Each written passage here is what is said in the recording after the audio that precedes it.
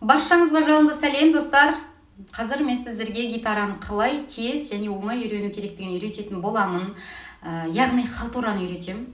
Сын айтылмай-ақ қойса екен. Үйтіп ойнадың, бүйтіп ойнадың қажет емес, өйткені барлық адам профессионал емес, хорошо? И сіздерге халтурамен үйреніп алғаныңыз былай жетеді. Так, сонымен жалғастырайын, мыжмай қосылайын. Жалпы гитара қолдарыңызға алдыңыздар, дауысын турладыңыздар. Бірінші очередте guitar tuner. Осы нені скачать етіп аласыздар. Айфонда мен осымен турлаймын дауысын. Екіншіден, гитараның струнасы астынан жоғары қарай саналады. Бірінші струна, екінші, үшінші, төртінші, бесінші, алтыншы струна болып саналады.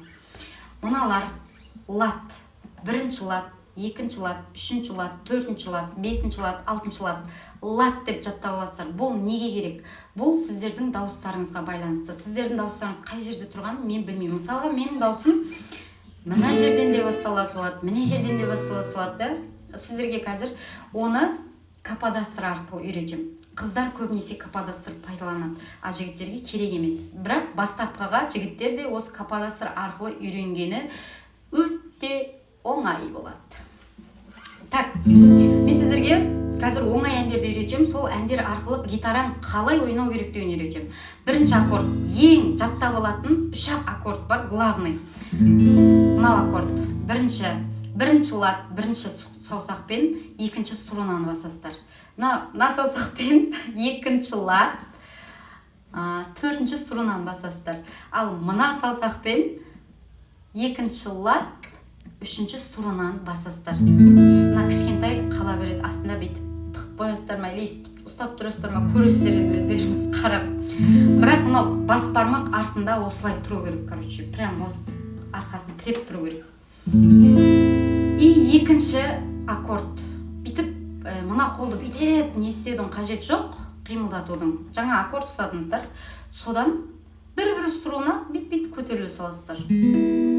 Екінші аккорд дайын. Енді үшінші аккордқа келетін болсақ, ол шамалы ғана қиындау болуы мүмкін, бірақ шамалы ұстап үйренсеңіздер үйреніп кетесіздер. Так, саусақпен бірінші лад, бірінші струна, екінші мына саусақпен мынау екінші лад, үшінші струнаны басасыздар. Ал мынаусымен үшінші лад, екінші струнаны басасыздар. Төртінші саусақ пока что керек емес. Вот, көрдіңіздер ма? Ал енді мынау бірінші ладта көбінесе жігіттердің дауысы орындалады бұл жерде. Ал қағысына келетін болсақ, қағысы былай достар. Саусақтың барлығымен төмен түсеміз. Бас бармақпен жоғары көтерілесіз.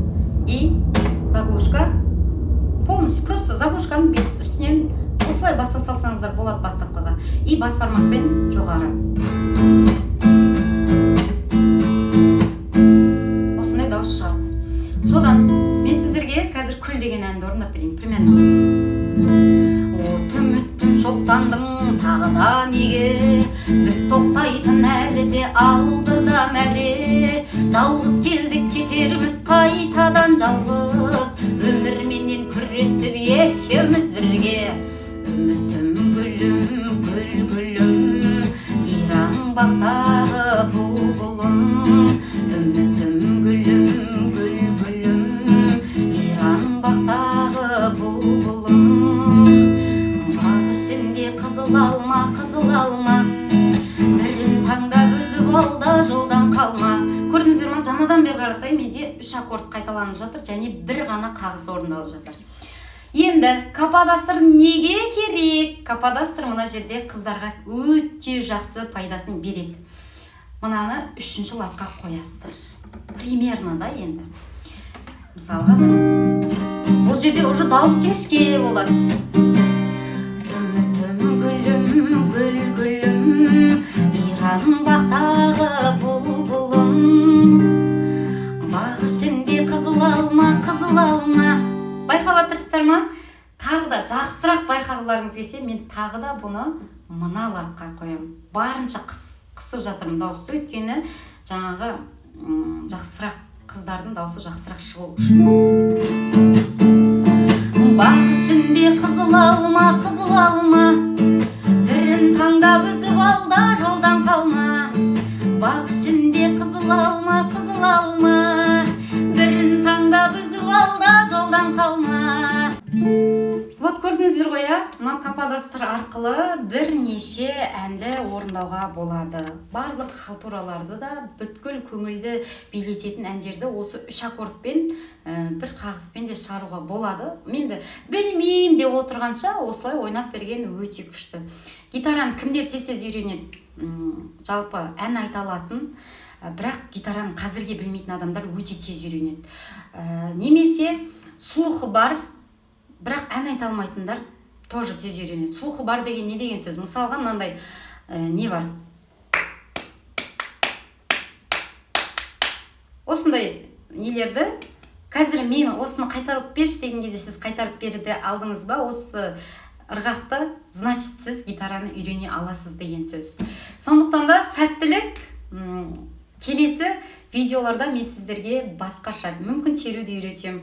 Жалпы қазір сіздерге қайсы ән қызық болып тұр, қандай теру или болмаса барре қызық болып тұр ма, мен біліп тұрған жоқпын. Жалпы не керек комментарийға жазып кетіңіздер. Мүмкіндігі барынша сіздерге ақырындап үйретуге тырысатын боламын. Сау саламатта болыңыздар. Барлықтарыңызға үлкен рахмет. Тіркелуді ұмытпаңыздар. Лайк басып, пікір қалдыруды тоже ұмытпаңыздар.